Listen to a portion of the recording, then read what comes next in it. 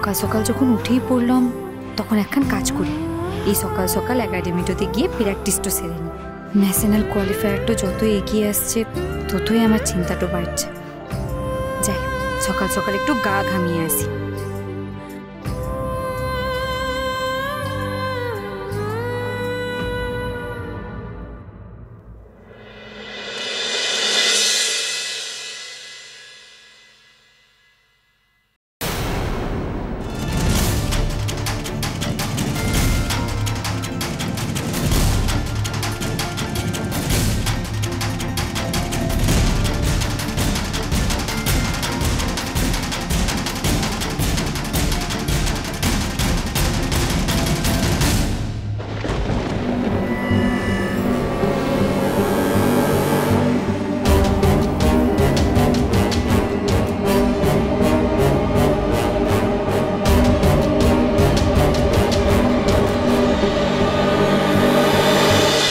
রাঙামতি তীরন্দাজ সোম থেকে রবি প্রতিদিন সন্ধ্যে 7:30টায় স্টার জলসায় ও জিও হটস্টারে।